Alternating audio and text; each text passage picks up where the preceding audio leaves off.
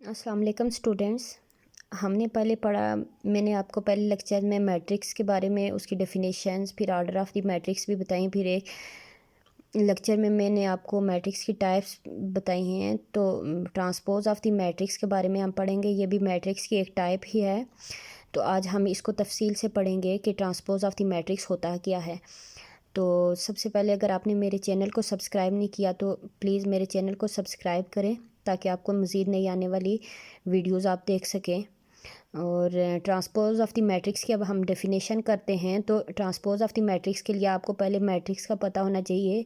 Matrix की definition हमने पढ़ी थी कि जब यानी हम when set of numbers enclosed in a bracket so as to form a rectangular array, यानी सेट ऑफ नंबर्स को हम इस फॉर्म में अरेंज कर देते हैं कि वो रेक्टेंगुलर अरे की फॉर्म बना देती है, तो उसको हम मैट्रिक्स कह देते हैं।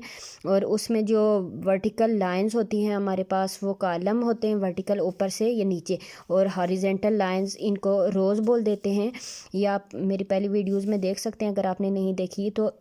अब हम ट्रांसपोज ऑफ द मैट्रिक्स की डेफिनेशन करते हैं कि interchanging of rows into column और कॉलम इनटू रोज़, यानी जब हम रोज़ को कॉलम में और कॉलम को रोज़ में चेंज करेंगे तो ये हमारे पास ट्रांसपोज ऑफ द मैट्रिक्स हो जाएगा। इसको डिनोट करते हैं AT, BT, CT। आप कोई भी मैट्रिक्स ले लें ऊपर स्मॉल टी का निशान, बाज़ दफ़ा इसको कैपिटल T से भी रिप्रेजेंट करते हैं।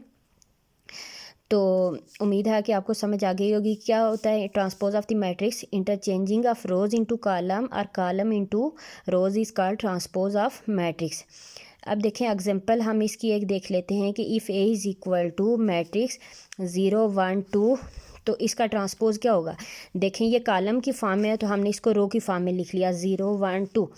अब देखें रो चेंज हो गई कॉलम में, तो ये कॉलम रोज़ में आ गए, तो ये हमारे पास क्या हो गया, इसकी ट्रांसपोज ऑफ द मैट्रिक्स की एक एग्जांपल आ गई। एक और एग्जांपल है, देखें D अगर हमारे पास 2 3 0 5 है, तो जब इसका हम ट्रांसपोज लेंगे, देखें 2 3 पहले रो थी, अब कि इसको कॉलम में चेंज कर दिया, 0 5 रो थी तो अब इसको कॉलम में, अब रोज़ चेंज हो गई कॉलम में और कॉलम रोज़ में, तो ये हमारे पास एक भी ट्रांसपोज ऑफ द मैट्रिक्स की एग्जांपल आ गई।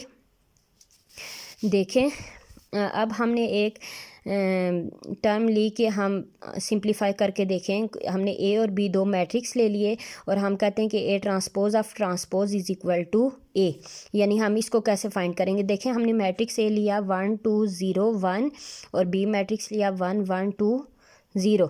अब हमने इसका डबल ट्रांसपोज यानी A का पहले ट्रांसपोज एक दफ़ा लेना है, फिर उसका ट्रांसपोज लेना है, तो वो वापस मैट्रिक्स A के इक्वल आए। तो अब देखें A इज़ इक्वल टू हमने लिख लिया 1 2 0 1, ये हमारे पास मैट्रिक्स आ गया। अब हम इसका ट्रांसपोज लेंगे तो बोथ साइड पे ट्रांसपोज ले लेंगे, taking transpose on both side AT is equal to matrix 1 2 0 1 का ट्रांसपोज। अब इधर ट्रांसपोज जब अप्लाई करेंगे तो रोज़ कॉलम में चेंज हो जाएंगी। 1 2 को हमने कॉलम की फॉर्म में लिख लिया 1 2, और 0 1 को भी कॉलम की फॉर्म में 0 1। अब देखें रो चेंज हो गई कॉलम में, तो ये ट्रांसपोज की वैल्यू आ गई।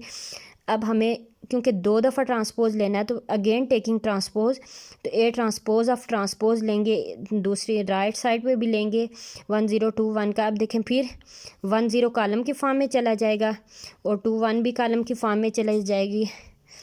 तो देखें हमारे पास A ट्रांसपोज ऑफ ट्रांसपोज क्या आ गया 1 2 0 1 which is equal to matrix A। हम लिख लेंगे कि A transpose of transpose is equal to A, यानी जब हमने दो बार ट्रांसपोज लिया तो वापस A मैट्रिक्स के इक्वल आ गया। देखें ये मैंने किया, B मैट्रिक्स है 1 2 2 0, तो आप इसका B ट्रांसपोज ऑफ ट्रांसपोज करेंगे which is equal to B। तो आप ये करके देखेंगे आता है या नहीं। उम्मीद है आपको समझ आ गई होगी। ट्रांसपोज ऑफ द मैट्रिक्स क्या होता है फिर से बता दूं कि जब हम रोज़ को कॉलम में और कॉलम को रोज़ में चेंज करते हैं तो ये हमारे पास ट्रांसपोज ऑफ द मैट्रिक्स आ जाता है, और इसकी कुछ एग्जांपल दी हुई हैं। तो अगर आपको कहीं भी कन्फ्यूजन है, कोई चीज़ समझ नहीं आई, तो आप मुझे कमेंट्स कर सकते हैं। थैंक यू, अल्लाह हाफिज़।